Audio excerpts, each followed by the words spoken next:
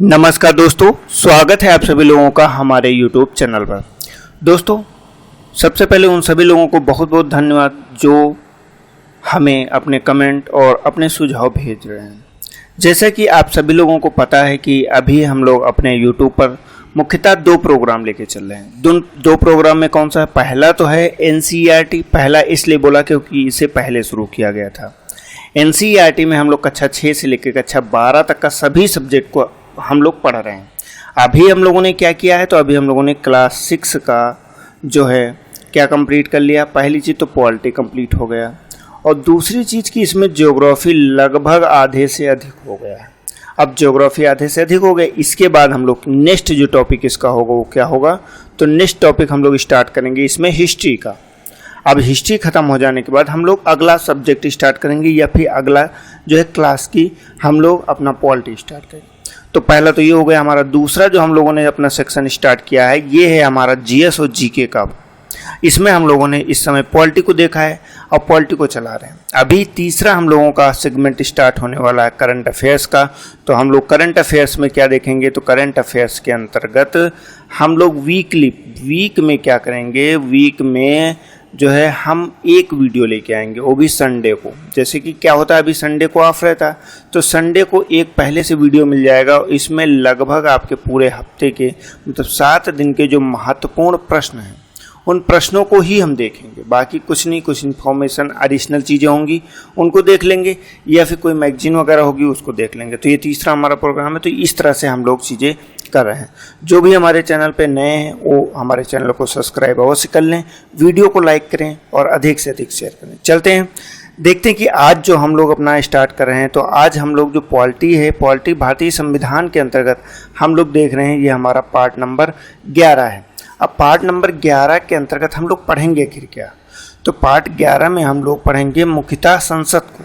जैसे अभी तक का बात करें तो अभी तक का हम लोगों ने राष्ट्रपति, प्रधानमंत्री तक का पूरा खत्म कर चुके हैं, जिसमें ऐतिहासिक विकास क्रम भी शामिल है, मूल अधिकार भी शामिल है, महत्वपूर्ण अनुच्छेद भी शामिल है, पूरा शामिल है।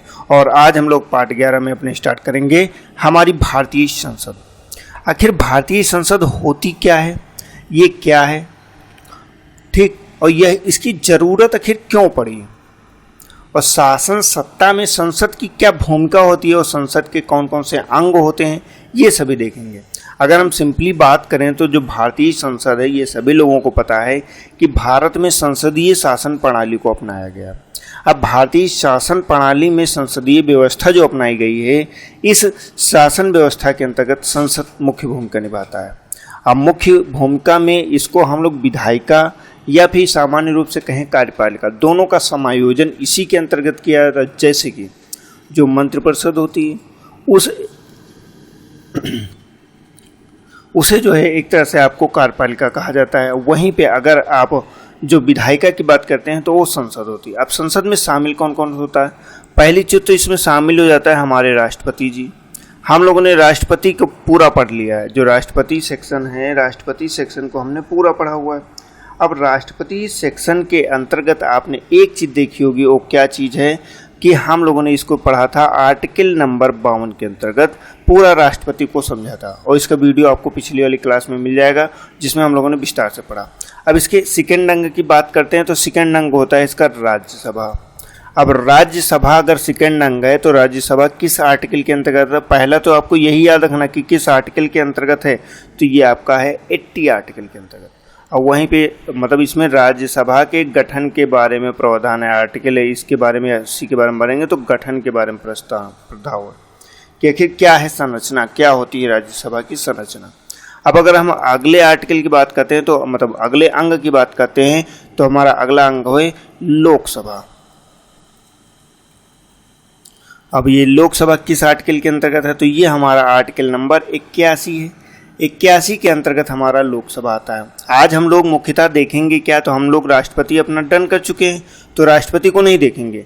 आज हम लोग देखेंगे राज्यसभा एवं लोकसभा की संरचना के बारे में क्या क्या। तो पहली चीज़ देखेंगे कि आखिर इसकी संरचना क्या होती है। अब संरचना को देखने के बाद में हम देखेंगे कि आखिर इसमें कौन कौन सी चीज़ें महत्वपूर्ण है, कुछ महत्वपूर्ण बिंदुओं के बारे में देखेंगे और पूरा ये समझेंगे कि आखिर राज्यसभा लोकसभा होता क्या है। हाँ, लेकिन एक चीज़ और, जब हमारा नेक्स्ट वीडियो आएगा, नेक्स्ट वीडियो की हम यहीं पे चर्चा कर ले रहे हैं। नेक्स्ट वीडियो में हम लोग देखेंगे कि आखिर जो इसके अध्यक्ष और उपाध्यक्ष होते हैं उनकी शक्तियाँ क्या होती हैं और उनके अधिकार क्या होते हैं, वो कैसे काम करते हैं, ये हम लोग नेक्स्ट वीडियो में देखेंगे। अभी सिर्फ राज्यसभा और लोकसभा की संरचना के बारे में देखेंगे। तो दोस्तों चलिए प्रारंभ करते हैं। तो पहली चीज़, जैसे कि हम लोगों ने पहली बात की, भारतीय संसद की बात करते हैं तो संसद एक ऐसा अनिवार्य अंग होता है जो क्या कार्य करता है, तो ये विधियों के निर्माण से संबंधित है। शासन प्रणाली में विधि बनाने का जो कार्य होता है ये किसके अंतर्गत होता है, तो ये संसद करती है, भारतीय संसद करती है। कोई भी नई विधि बनती है जो केंद्र स्तर पे होती है। अगर राज्य स्तर पे बात करते हैं तो राज्य स्तर पे ये होती है विधानसभा। क्या होती है, तो राज्य स्तर पे बात करेंगे तो राज्य स्तर पे विधानसभा होगी। ये भी आपको याद करना है, ये राज्य के स्तर पे होगी। मतलब जो राज्य के स्तर पे विधानसभा भूमिका निभाती है वही भूमिका संसद निभाती है केंद्र के स्तर पे। हाँ, इसमें एक अंतर है कि राज्यसभा या मतलब राज्य में जो विधानसभा होती है ये कभी भी केंद्र के लिए कोई कानून नहीं बना सकता, लेकिन संसद क्या है, वो पूरे देश मतलब किसी भी राज्य के लिए कोई भी कानून को बना सकती है और उसे इम्प्लीमेंट करने का पूरा अधिकार रखता है। ठीक, अब इसके अंग के बारे में बात करेंगे। अंग अभी हम लोग वैसे देख चुके हैं, लेकिन यहाँ पे हम लोग फिर से देख रहे हैं। तो पहले अंग की बात करेंगे तो ये राष्ट्रपति होता है, और राष्ट्रपति को क्या बोला जाता है, एक अभिन्न अंग बोला जाता है। अब अभिन्न अंग बोला क्यों जाता है भैया, तो बोला इसलिए जाता है क्योंकि जो इसका सेकेंडरी अंग है, जैसे कि राज्यसभा बोलते हैं, आर्टिकल कौन सा है, अभी हम लोगों ने जस्ट बात की तो 80 नंबर है। लोकसभा की बात करेंगे, लोकसभा की, तो इससे संबंधित आर्टिकल कौन है, तो ये आर्टिकल है आपका 81 नंबर। ठीक, ये इससे संबंधित आर्टिकल हो गए। अब जैसे कि राज्यसभा और लोकसभा से कोई भी विधेयक, अगर यहाँ से मान लीजिए हम लोगों ने एक विधेयक को प्रस्तुत किया और विधेयक को दोनों सदनों से पास कर दिया, अब ये पास हुआ जो विधेयक होता है, मान लीजिए पास हो चुका ये विधेयक जो है, ये पास है। पास विधेयक कहाँ पे जाता है, तो ये जाता है राष्ट्रपति का। अगर इन केस मान लीजिए राष्ट्रपति उस विधेयक पे अपनी हस्ताक्षर ना करे या फिर अपने मोहर ना लगाए तो वो विधेयक वहीं पे कोलैप्स हो जाता है, या फिर वो विधेयक आगे कानून का रूप नहीं धारण करता है। मतलब कानून के जो बनाने का कार्य, मुख्य कार्य होता है वो राष्ट्रपति का ही होता है। तो संसद में तीनों मुख्य रूप से इसके अंग होते हैं और ये भूमिका निभाती है। ठीक, ये चीज़ आपको याद रखना। अब जैसे यहाँ पे एक चीज़ आपको और याद रखनी, क्या चीज़, जैसे कि एक 1954 की बात है, क्या कहते थे, पहले कहते थे राज्यसभा को राज्य परिषद कहते थे या फिर जनता का सदन कहते थे। मतलब राज्यसभा क्या होती है, तो इसको बोलते हैं राज्य परिषद, राज्य परिषद। लेकिन ये बोला कब जाता है ये भी याद रखिएगा, तो 1954। आपको दिख रहा ना स्पष्ट कि हम लोगों ने कहाँ से लिख रहे हैं। चलिए मैं आज जो है कोई दूसरा नया कलर ले रहा हूँ। मान लीजिए यहाँ पे देखिए 1954 में राज्य परिषद कहा जाता था, राज्य परिषद या फिर जनता का सदन। ठीक, ये यहाँ पे है जनता का सदन। ठीक, ये जनता का सदन हो जाता है।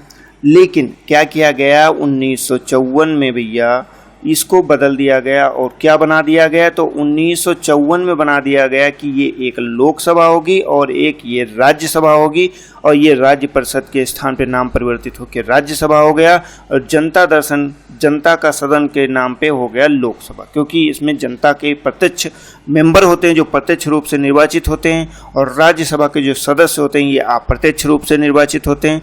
तो इसीलिए इसे राज्य का सदन कहा जाता है, मतलब राज्य का प्रतिनिधित्व करता है। तो इसीलिए अब यहीं पे एक चीज़ और कहते हैं, अब वो क्या चीज़ कहते हैं ये भी आपको याद रखना है। वो क्या कहते हैं, तो यहाँ पे वो भी आपको याद रखना है कि राज्यसभा को क्या बोला जाता है। इसके अलावा राज्यसभा को एक सदन और बोला जाता है, इसको बोला जाता है उच्च सदन। क्या बोला जाता है, तो उच्च सदन बोला जाता है। और वहीं लोकसभा को क्या बोला जाता है, तो लोकसभा को बोला जाता है निम्न सदन। ये भी आपको अच्छे से याद रखना। देखिए हम लोगों ने क्या क्या यहाँ पे बात की, राज्यसभा पहली चीज संसद के अंग की बात करते हैं तो अंग में राष्ट्रपति शामिल हो गया, राज्यसभा शामिल हो गया, लोकसभा शामिल हो गया। राज्यसभा को पहले क्या कहते थे, तो राज्य परिषद कहते थे, 1954 में बदल के राज्यसभा हो गया। और इसे एक नाम और जानते हैं, उच्च सदन। ठीक वहीं पे लोकसभा में जाएंगे तो लोकसभा का क्या है, आर्टिकल 81 है, और पहले इसे जनता का सदन बोलते थे और बाद में इसे परिवर्तित करके किस में बदल दिया गया, तो निम्न सदन में परिवर्तित कर दिया गया। ये भी आपको इम्पोर्टेंट है। ठीक, तो अब जैसे कि बात करते हैं कि राष्ट्रपति, जो राष्ट्रपति है, क्या राष्ट्रपति, यहाँ पे एक प्रश्न है, क्या राष्ट्रपति जो है, हम लोगों ने राष्ट्रपति जो है पढ़ा था तो वहाँ पे देखा था, क्या जो राष्ट्रपति है ये किसी भी सदन का सदस्य होता है? क्या बात कर रहे हैं हम लोग, सदन का सदस्य। अब दो सदन है, देखिए पहला सदन कौन सा, ये है, दूसरा सदन ये है, सदन दो ही हैं, एक राज्यसभा एक लोकसभा। तो क्या किसी सदन का ये सदस्य है? तो भैया ये बिल्कुल भी नहीं है, ये किसी भी सदन का सदस्य नहीं होता है, लेकिन ये एक अभिन्न अंग होता है, ये आपको याद रखना। मतलब राष्ट्रपति संसद का अभिन्न अंग है, इसको अलग तोड़ा नहीं जा सकता। ये सदन जरूर खत्म हो सकते हैं, लेकिन जो है ये अभिन्न अंग के रूप में राष्ट्रपति नहीं हट सकता। हम लोगों ने यहाँ पे इतनी चीज़ें क्लियर कर ली। हम लोग जैसे कि आगे की बात करेंगे तो आगे देख लेंगे, येलो कलर मुझे लग रहा है कम दिख रहा है, हम लोग दूसरा कलर ही लेते हैं, मान लीजिए, चलिए रेड से स्टार्ट करते हैं। आगे बढ़ेंगे तो आगे हम लोग देखेंगे कि राज्यसभा। अब यहाँ पे आगे हम लोग चलते हैं, तो यहाँ पे हम लोग फर्स्ट प्रायोरिटी पे देख रहे हैं कि आखिर राज्यसभा होती क्या है। अब राज्यसभा की आखिर संरचना क्या होती है, हम लोग मुख्यतः जो बात कर रहे हैं ये संरचना की बात कर रहे हैं। आखिर संरचना में क्या चीज़ होती है राज्यसभा की? तो पहली चीज़ तो हम लोगों ने जो वहाँ पे अभी तक डिस्कस किया है, इससे संबंधित आर्टिकल कौन सा है, तो आर्टिकल 80 से संबंधित है, जो कि राज्यसभा की संरचना को डिफाइन करता है।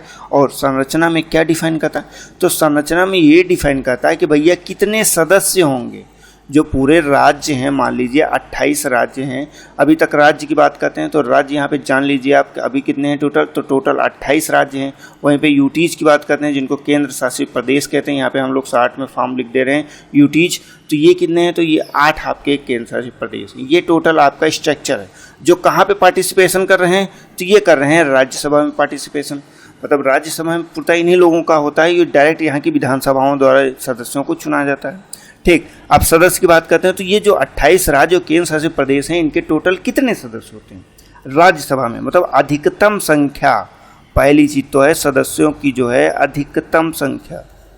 क्या, तो अधिकतम संख्या भैया कितनी हो सकती है, हाउ मच जो है हो सकती है, तो ये होता है 250 सदस्य हो सकते हैं अधिकतम। कितने, तो 250। यहाँ पे आपको ये चीज़ याद रखनी, कितने सदस्य हो गए, तो 250 सदस्य हो गए। अब यहाँ पे 250 में एक चीज़ आपको याद रखना है, क्या, तो भैया ये जो राज्यों से संबंधित सदस्य होते हैं ये कितने होते हैं, तो ये मात्र होते हैं 238 सदस्य होते हैं।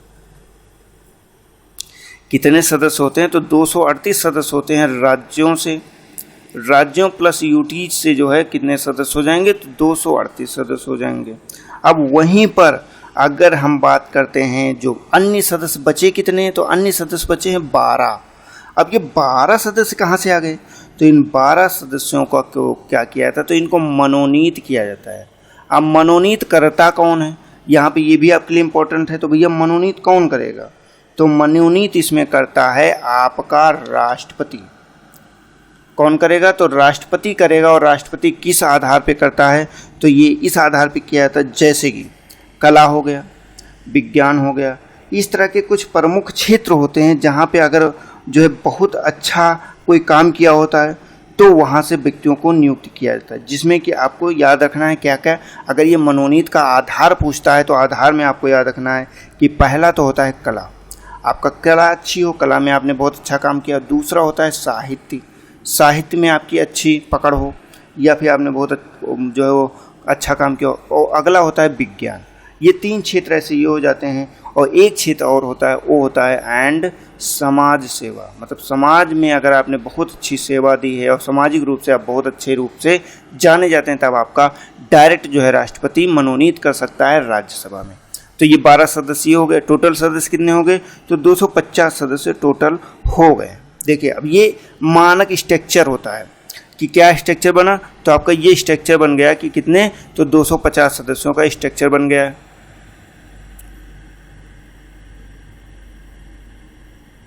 ये 250 सदस्य हो गए हैं। अब जैसे यहाँ पे एक चीज़ और इम्पोर्टेंट है, वो कौन सी चीज़ इम्पोर्टेंट है कि वर्तमान समय, जैसे कि वर्तमान में हम लोग बात आज कब कर रहे हैं, तो हम लोग 2024 में डिस्कस कर रहे हैं। तो 2024 में वर्तमान में सदस्य कितने हैं, अगर बात करें इस समय सदस्य राज्यसभा में कितने हैं, तो इस समय मात्र सदस्य कितने हैं, तो 245 सदस्य। वर्तमान की बात करते हैं तो 245 सदस्य। अब कितने सदस्य कम पड़े, 5 सदस्य कम है, क्योंकि 250 अधिकतम होने चाहिए, लेकिन अभी कितने हैं, तो 245 ही हैं। अब 245 है तो इसमें राज्यों से कितने हैं, जैसे कि राज्यों से होने कितने चाहिए, राज्य प्लस यूटी से, तो राज्य से कितने सदस्य हैं, तो यहाँ पे इस समय हैं आपके राज्य से 229 सदस्य। कितने, तो राज्य से हैं 229 सदस्य। और वहीं पे यूटीज की बात करते हैं, यूटीज से कितने सदस्य हैं, तो 4 हैं। ठीक, अब यहाँ पे जो है, और इसके अलावा 12 सदस्य कैसे हैं, तो ये 12 सदस्य आपके मनोनीत हैं। कैसे हैं, तो मनोनीत सदस्य आपके कितने हो जाते हैं, तो 12 हो जाते हैं। तो टोटल का कैलकुलेशन आप करेंगे तो 245 सदस्य। ठीक, तो ये आपको याद रखना, 5 सदस्य कम है, वो भी आपको अच्छे से याद रखना है। ठीक, अब एक चीज़ और है, अगर राज्यसभा की बात करते हैं तो राज्यसभा में जो सीटों का आवंटन की बात करते हैं, तो ये कहाँ पे वर्णित किया गया है, इसकी हम लोग बात कर ले रहे हैं। कहाँ पे, तो जो ये सीटें हैं 245 सीटें होंगी कि 250 सीटें होंगी, तो सीटों का आवंटन, आखिर जो सीटों का आवंटन है इसका वर्णन कहाँ पे किया गया, तो ये आपको बहुत अच्छे से याद रखना। देखिए आज हम लोग कलर बदल बदल के बात कर रहे हैं ताकि आपको बहुत ही अच्छे से चीज़ें समझ में आए। तो जो आपका सीटों का आवंटन की बात करता है, तो सीटों का आवंटन कहाँ किया गया है, तो ये चौथी अनुसूची में किया गया। कहाँ पे, तो चौथी अनुसूची, ये अच्छे से याद आपको रखना, किस में किया गया, तो चौथी अनुसूची में किया गया है। अब यहीं पे लोकसभा में भी आएंगे तो वहाँ पे भी देखेंगे, तो इसलिए इसको याद रखना है कि चौथी अनुसूची में ऐसा किया गया है। ठीक है, ये यहाँ पे आपको इतना सिर्फ याद रखना। अब एक चीज़ और है, जैसे कि केंद्र शासित प्रदेश में बात करते हैं तो 3 ऐसे हैं केंद्र शासित प्रदेश हैं। कौन कौन से केंद्र शासित प्रदेश हैं, यूटीज की हम लोग यहाँ पे बात कर रहे हैं, यूटीज की कौन कौन से, पहला तो हो जाएगा दिल्ली। ठीक, अब पहला ये फर्स्ट हो गया। सेकंड की बात करेंगे तो सेकंड कौन सा हो जाएगा, तो ये हो जाएगा पुडुचेरी, ये आपका पुडुचेरी हो गया है। और तीसरे पे बात करेंगे तो आपका तीसरा कौन सा हो जाएगा, Jammu and Kashmir, J&K, Jammu and Kashmir. ये 3 ऐसे जो यूटीज हैं या केंद्र शासित प्रदेश हैं जिनके जो है सदस्यों को यहाँ पे नियुक्त किया जाता है, मतलब इसमें शामिल होते हैं इनके सदस्य। ठीक, ये हम लोगों ने पूरी राज्यसभा की संरचना को देख लिया है, मात्र इतनी राज्यसभा की संरचना होती है। हाँ, अब इसमें कैसे उपाध्यक्ष काम करता है, कैसे अध्यक्ष काम करता है, उनकी हम लोग अभी आगे चर्चा करेंगे, लेकिन अभी हम लोगों ने राज्यसभा की टोटल संरचना देख लिया। अब इसी तरह से चलते हैं, देखते हैं कि आखिर लोकसभा की संरचना कैसी बनी है। और लोकसभा को हम लोगों ने बात किया, संबंधित आर्टिकल कौन सा है, तो संबंधित आर्टिकल आपका है 81, और इसको कहा क्या जाता था, तो इसको जनता का सदन, जनता का सदन बोलते थे, या फिर निम्न सदन बोलते थे। जनता का सदन अवलिक निम्न सदन। अब आखिर इसको ऐसे बोला क्यों जाता है निम्न सदन, ऐसा नहीं कि निम्न सदन है तो इसके पास पावर कम, इसके पास पावर ज़्यादा है। लोकसभा के पास हमेशा पावर ज़्यादा रहती है, ये चीज़ आपको याद रखनी है। अब लोकसभा के पास पावर ज़्यादा है, लेकिन फिर भी निम्न सदन कहा जाता है, वो इसलिए क्योंकि ये जनता के द्वारा, इसके जो सदस्य होते हैं, इसके सभी सदस्य जनता द्वारा प्रत्यक्ष रूप से नियुक्त होते हैं। सदस्य क्या होता है, ये प्रत्यक्ष रूप से निर्वाचित होते हैं, प्रत्यक्ष रूप से। हाँ, यहाँ पे मैंने आपको ये नहीं बताया, ये जो सदस्य होते हैं ये अप्रत्यक्ष रूप से निर्वाचित होते हैं। जो राज्यसभा के जो सदस्य हैं इनका निर्वाचन कैसा होगा, तो ये निर्वाचन अप्रत्यक्ष होगा। और वहीं पे जो राज्यसभा का मतलब लोकसभा के सदस्य हैं इनका निर्वाचन कैसा होगा, तो इनका निर्वाचन आपका हो जाएगा प्रत्यक्ष रूप से। ठीक, प्रत्यक्ष रूप से निर्वाचन हो गया। अब बात करते हैं तो इनके सदस्य की जो अधिकतम संख्या होती है, मैक्सिमम नंबर्स, तो अधिकतम कितनी हो जाएगी, तो इनकी अधिकतम संख्या हो जाएगी 552। कितनी, तो 552 इनके ऐसे सदस्य हैं जिनकी नियुक्ति की जा सकती है। अब 552 में कौन कौन से हैं, कैसे इनको डिफाइन किया गया, हम उनकी चर्चा करते हैं। अब उनमें अगर हम देखेंगे तो पहली चीज़ तो इसमें ये चीज़ याद रखिएगा, इसमें कौन कौन से शामिल होंगे, तो इसमें शामिल हो जाएगा, पहले राज्य शामिल हो जाएंगे। ठीक, इसके अंतर्गत राज्य शामिल हो जाएंगे। इसके अलावा केंद्र शामिल हो जाएंगे, केंद्र जिनको हम लोग यूटीज बोल रहे हैं। ठीक, इसके अलावा और कौन होगा, तो एक होता है मनोनीत। तो आप अब एक आपके मन में प्रश्न होगा, क्या भैया जो है लोकसभा में भी मनोनीत सदस्य होते हैं? अभी तक का हो सकता है आपने ना सुना हो, लेकिन आपके मन में प्रश्न जरूर आता है क्या मनोनीत सदस्य इसमें भी होते हैं, तो वो भी अभी हम देख ले रहे हैं। पहली चीज, राज्यों से अधिकतम सदस्य संख्या कितने हो सकते हैं, कितने राज्यों सदस्यों का प्रतिनिधित्व होता है राज्यों से, तो ये होता है 530। अधिकतम जो हो सकता है ये 530 प्रतिनिधि ही हो सकते हैं। आगे की बात करते हैं, यूटीज की बात करते हैं, तो यूटीज में टोटल 20 ऐसे होते हैं जिनका प्रतिनिधित्व हो सकता है। अब मनोनीत में क्या है, तो मनोनीत में टोटल 2 होते हैं, तो 530 + 20 + 2, तो आपका टोटल बनेगा 552। इस तरह से 552 का कैलकुलेशन होता है। अब ये मनोनीत की संकल्पना अलग है। अब पहले हम लोग यही देख ले रहे हैं कि आखिर मनोनीत है क्या, मनोनीत किनको किया जाता है। तो यहाँ पे ये चीज़ आपको याद रखना है कि ये जो भैया मनोनीत हैं ये कौन किए जाते थे, तो ये किए जाते थे एंग्लो इंडियन के द्वारा। एंग्लो इंडियन जो होते थे, मतलब ऐसे जो भारतीय नहीं हैं उनका प्रतिनिधित्व इसमें किया जाता है। किसमें, तो ये इसमें किया जाता है। अगर मान लीजिए लोकसभा में पर्याप्त प्रतिनिधित्व ना हो, जो एंग्लो इंडियन समुदाय है ये लोकसभा में पर्याप्त प्रतिनिधित्व देने के लिए राष्ट्रपति को यह अधिकार दिया गया था कि 2 सदस्यों को मनोनीत कर सकते हैं। लेकिन यहाँ पे आपको एक चीज़ ये याद रखना है कि जैसे कि अभी एक संविधान संशोधन यहाँ पे किया गया था, हम पहले की बात कर रहे हैं तो 95 संविधान संशोधन। अब यहाँ पे 95 संविधान संशोधन में क्या किया गया था कि भैया ये जो है इनका मनोनयन कब तक का, तो 25 जनवरी और कब तक का, 2020 तक का बढ़ाया गया था। कहाँ तक का, तो बढ़ाया गया था किसमें, 25 जनवरी 2020 तक का। लेकिन यहीं पे एक और अगला संविधान संशोधन होता है जिसको बोला जाता है 104वां संविधान संशोधन। इसमें क्या किया गया, तो इस डेट को आगे नहीं बढ़ाया गया, किसी भी तरह से कहा गया इसको आगे नहीं बढ़ाया जाएगा। और इसकी चर्चा के दौरान ये कहा गया मात्र 600 सदस्य ऐसे हैं जो एंग्लो इंडियन है। मतलब पूरे अगर देश में, अपने देश में, भारत देश में आबादी की बात करते हैं एंग्लो इंडियन की, तो 600 के आसपास बताया गया था। मतलब ये एक न्यूज पेपर में पढ़ा था, वहीं पे आपको मैं डिस्कस कर रहा हूँ। जब इस 104वें संविधान संशोधन की चर्चा हो रही थी तो वहाँ पे ये चीज़ बताया गया, इसलिए ये नहीं बढ़ाया गया। मतलब 25 जनवरी 2020 से स्वतः ही एंग्लो इंडियन का जो ये मनोनयन होता है या आरक्षण होता है ये लोकसभा में समाप्त हो गया। अब अगर हम एक साधारण कॉन्सेप्ट की बात करें या हम लोग समझना चाहें तो इसको हम लोग पूरा अपना कट कर सकते हैं। अब कट क्यों करेंगे, क्योंकि ये 2 सदस्य जो हैं इनको समाप्त कर दिया गया 104वें संविधान संशोधन के अंतर्गत। मतलब अब आगे इनका आरक्षण नहीं बढ़ेगा। अब टोटल सदस्यों की संख्या कितनी बची, यहाँ पे हम लोग बात करेंगे तो 2 घट जाएंगे, तो अब आपके सदस्यों की संख्या हो गई 550।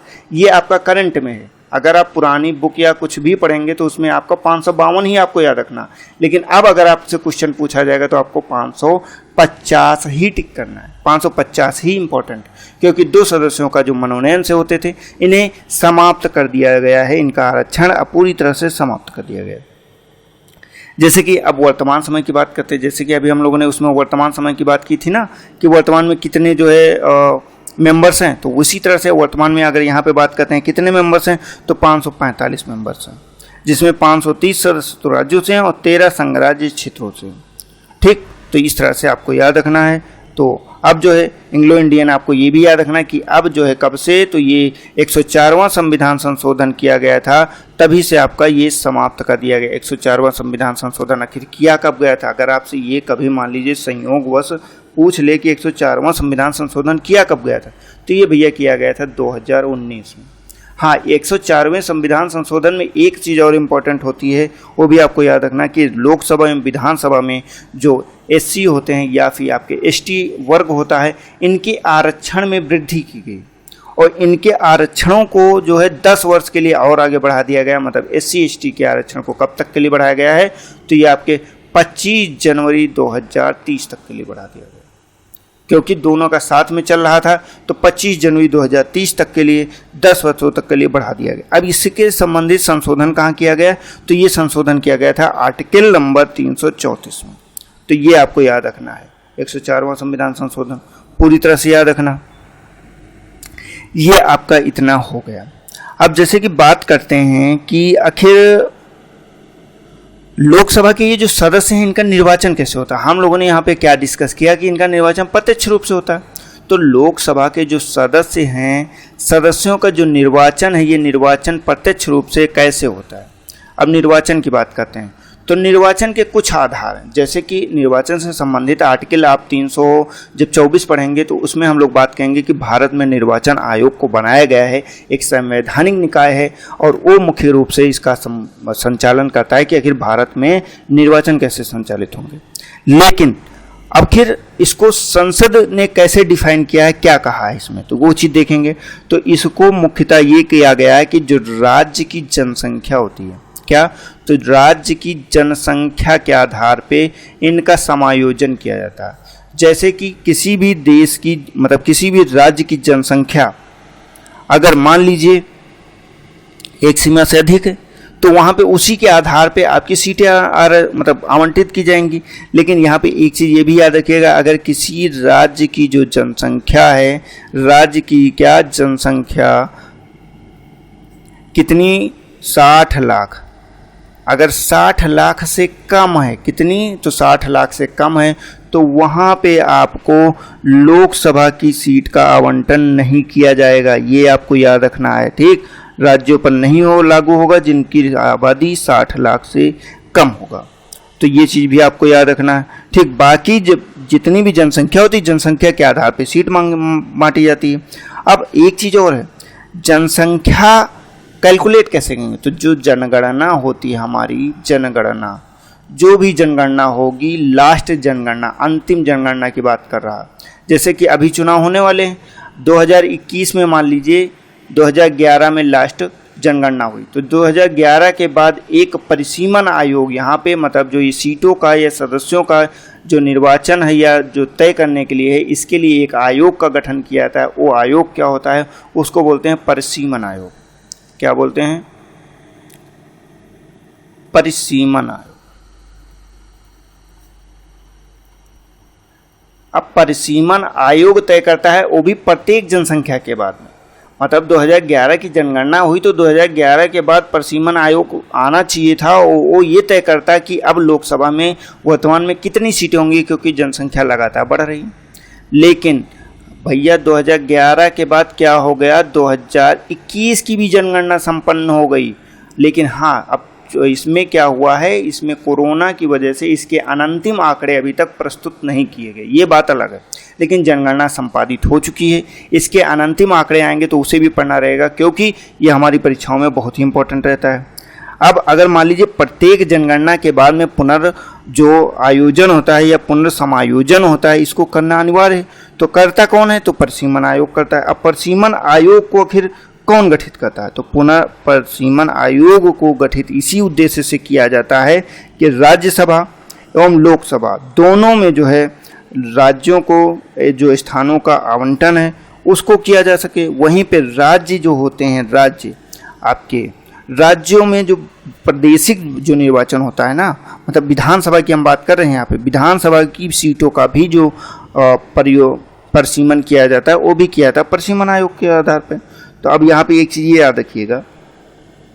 चलिए, अब जैसे संसद को तो ये अधिकार दे दिया गया, अब यहाँ पे एक ये काम किया गया, क्या किया गया, संसद यहाँ पे अपना भूमिका निभाती है। और संसद क्या करती है, तो 1952 में पहले परिसीमन को गठन किया गया।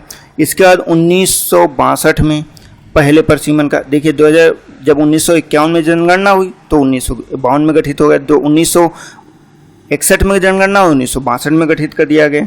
इसके बाद क्या किया गया, तो इसके बाद 1972 में गठित किया गया, 1971 की जनगणना। इसके बाद एक लंबा गैप किया गया और क्या किया गया, तो 2002 में परिसीमन आयोग का गठन किया गया।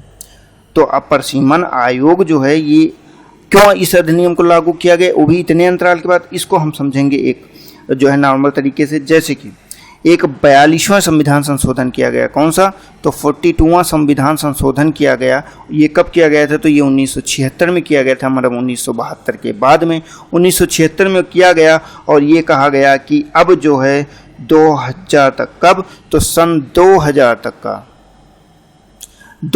तक का जो है स्थिर कर दिया जाएगा राज्य के जो है और लोकसभा के जितने भी निर्वाचन की सीमा है या सीट हैं उनको नियुक्त कर दिया जाएगा। किसके आधार पे? तो 1971 की जनगणना के आधार पे। 1971 की जनगणना के आधार पर कब तक के लिए? तो वर्ष 2000 तक का नियत कर दिया गया। अब भैया चलिए मान लीजिए 2000 तक का तो नियत कर दिया गया, लेकिन 2000 के बाद भी तो जनगणना हुई है ना। 2000 के बाद की जनगणना का क्यों नहीं ध्यान दिया गया? अब मान लीजिए 2000 के बाद कोई कब जनगणना हुई? तो उसके बाद कई सारी हो गई, जैसे कि 2001 में हुई, इसके बाद क्या हुआ 2011 में हुई, इसके बाद 2021 में हुई। तो एक चीज़ और होता है। अब इसके बाद 2002 में गठित किया गया, और 2002 में गठित करने के बाद क्या कहा गया? तो जब 2002 में गठित किया गया तो उसमें उस समय क्या हुआ? तो राज्यों की जो है सीटें कहाँ क्या किया गया? तो जो राज्यों की सीटें हैं, मतलब जो विधानसभा में सीटों का मतलब आवंटन है, उसको 2001 की जनगणना पे नियत कर दिया गया। कब? तो 2001 की जनगणना पर। ये राज्यों की हम लोग बात कर रहे हैं, मतलब राज्यों में जो विधानसभा है उसका। लेकिन यहीं पे लोकसभा के लिए क्या किया गया? तो लोकसभा के लिए एक और संविधान संशोधन लाया गया, और वो संविधान संशोधन था 84वां संविधान संशोधन। और ये कब पारित किया गया था? तो ये पारित किया गया था 2001 में। और इससे क्या किया गया? तो इसी जो सीटें थी इनका जो है आवंटन या परिसीमन अगले 25 वर्षों मतलब 2026 तक का जो है नियत कर दिया गया। 2026 तक का नियत हो गई। किसके आधार पे? तो 1971 की जनगणना के आधार पे।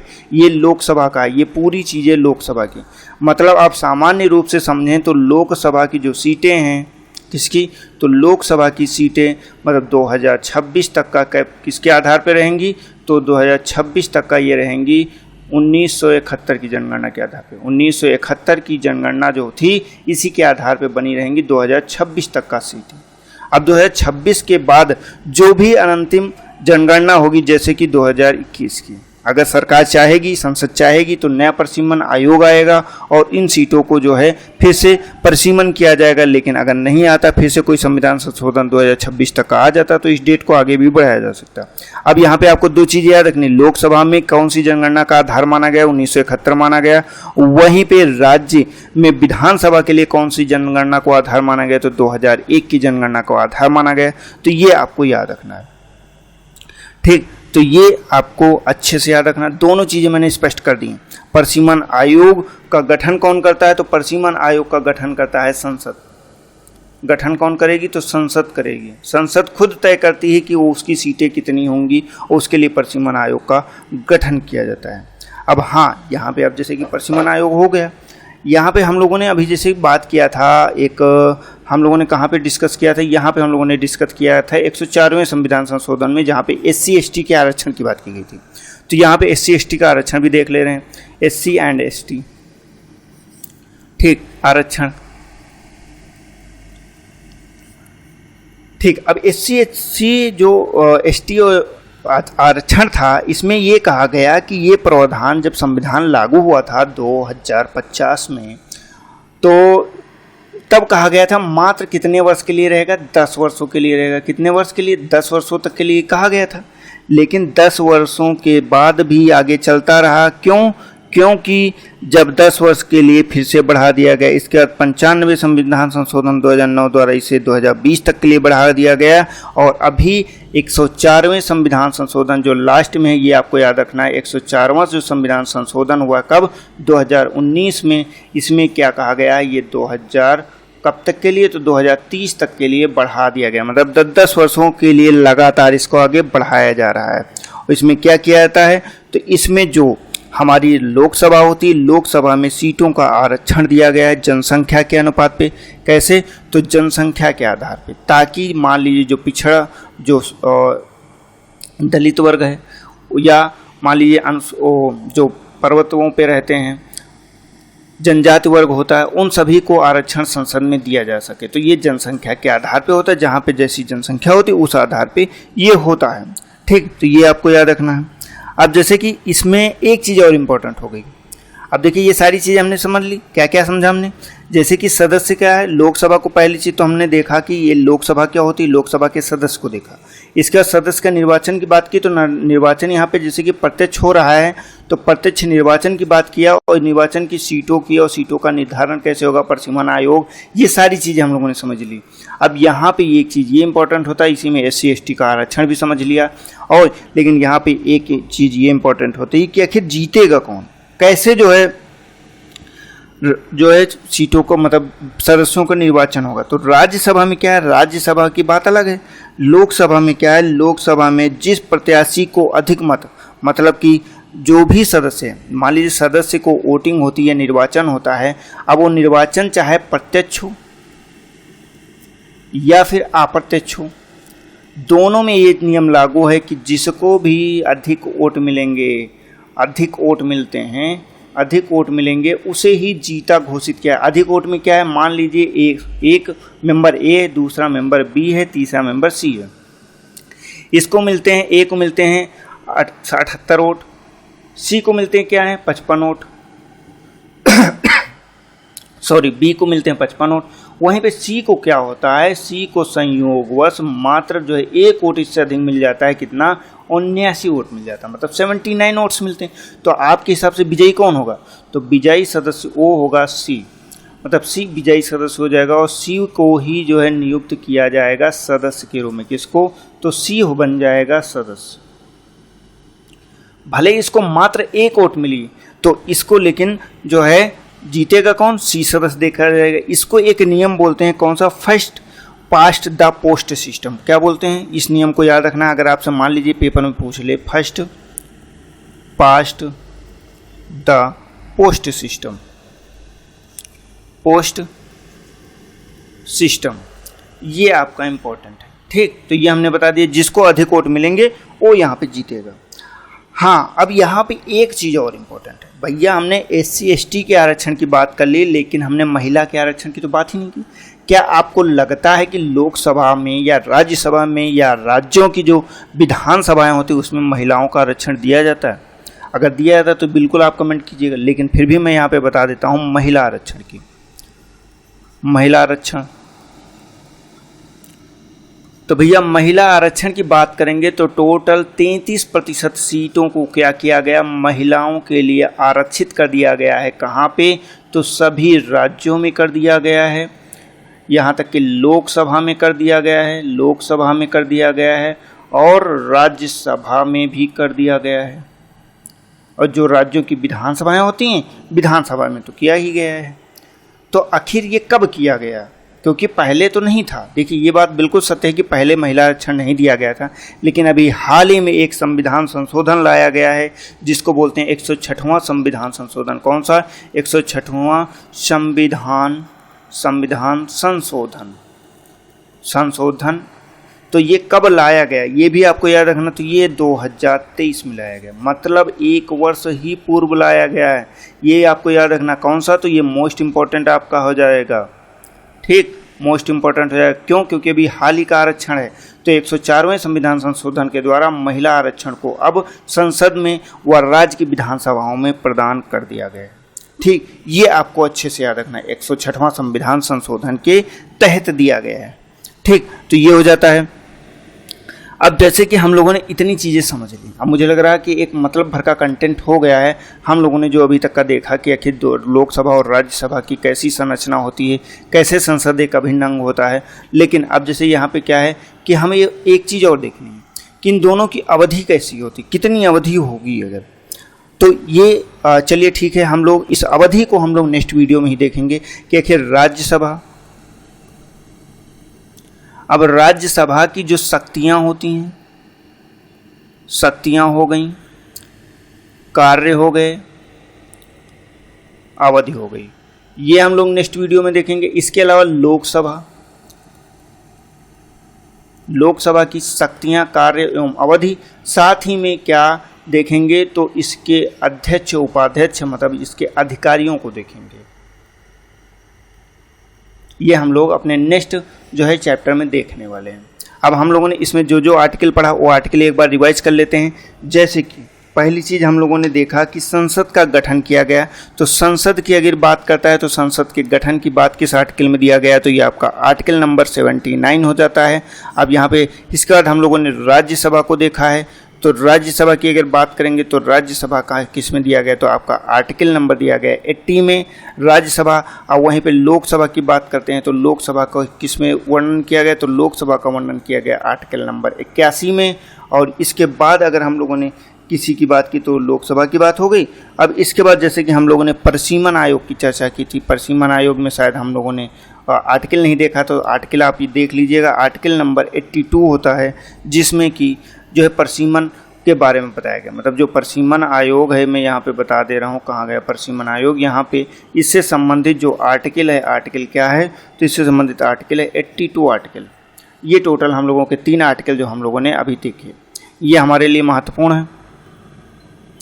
इनको आपको याद रखना है। टोटल 4 आर्टिकल हो गए। आर्टिकल 79 नंबर संसद का जिक्र करता है, राज्यसभा का जिक्र आर्टिकल 80 में किया गया, लोकसभा का जिक्र आर्टिकल 81 में किया गया, परिसीमन आयोग का जिक्र आर्टिकल नंबर 82 में किया गया। हम लोगों ने यहाँ तक देख लिया। बाकी अब राज्यसभा लोकसभा की शक्तियाँ हो गया, कार्य हो गया, अवधि हो गया और अधिकारी कौन कौन से होते हैं, ये सब हम देखेंगे। नेक्स्ट वीडियो में मिलेंगे अपने अगले वीडियो में। तब तक के लिए आप हमारे चैनल को सब्सक्राइब करना बिल्कुल भी मत भूलिए। साथ ही में आप NCERT का जो हमारा प्रोग्राम चल रहा है उसको भी देखते रहिए। जो करंट का हमारा सेक्शन आने वाला है उसका भी आप वेट कीजिए, वो भी आपको मिलने लगेगा।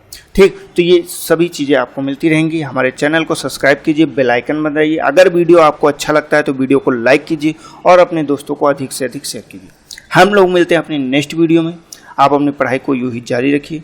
तब तक के लिए जय हिंद, जय भारत। आपका दिन शुभ हो।